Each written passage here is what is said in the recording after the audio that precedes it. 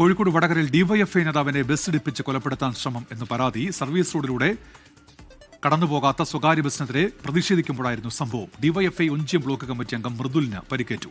അനീഷ് ദേവസ്യ, കോഴിക്കോട്. അനീഷ്, വിവരങ്ങൾ. Doctor Umesh, DYFI Onchiyam block committee അംഗം മൃദുലിന് നേരെയാണ് വധശ്രമം ഉണ്ടായിരിക്കുന്നത്.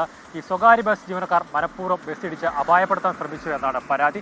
ഇന്നലെ വൈകുന്നേരം 4:30-ക്കാണ് ഈ സംഭവം ഉണ്ടാകുന്നത്. അതായത് ഈ നാദാപുരത്ത് സർവീസ് റോഡിലൂടെ സർവീസ് നടത്താത്ത സ്വകാര്യ ബസ്സുകൾ ഡിവൈഎഫ്ഐയുടെ നേതൃത്വത്തിൽ ഇന്നലെ തടഞ്ഞിരുന്നു. അതായത് ബസ്സുകൾ ഇതിലൂടെ സർവീസ് നടത്താത്തതിനെ തുടർന്ന് യാത്രക്കാർക്കും അതുപോലെ വിദ്യാർത്ഥികൾക്കും വലിയ ബുദ്ധിമുട്ടുണ്ടായിരുന്നു. ഇതിനെ തുടർന്നാണ് ഡിവൈഎഫ്ഐ പ്രവർത്തകർ ഇന്നലെ ഈ നാദാപുരത്ത് സ്വകാര്യ ബസ്സുകൾ തടഞ്ഞത്. ഇതിനെ തുടർന്ന് ഈ കോഴിക്കോട് തലശ്ശേരി റൂട്ടിലോടുന്ന DTS ക്ലാസിക് എന്ന സ്വകാര്യ ബസ് ഈ സമയത്ത് ഈ പ്രതിഷേധത്തിലുണ്ടായിരുന്ന മൃദുലിന്റെ ദേഹത്തേക്ക് ഇടിച്ചു കയറ്റുകയായിരുന്നു. ഈ മൃദുലിന് ഇപ്പോൾ ഗുരുതരമായി പരിക്കേറ്റ് വടകരയിൽ ഒരു സ്വകാര്യ ആശുപത്രിയിൽ പ്രവേശിപ്പിച്ചിരിക്കുകയാണ്. ഈ സംഭവത്തെ തുടർന്ന് ഈ ബസ് ജീവനക്കാർ ഇവിടുന്ന് ഓടി രക്ഷപ്പെടുകയുണ്ടായി.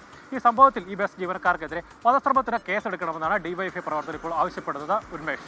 അനീഷ് ദേവസ്യ, കോഴിക്കോട്.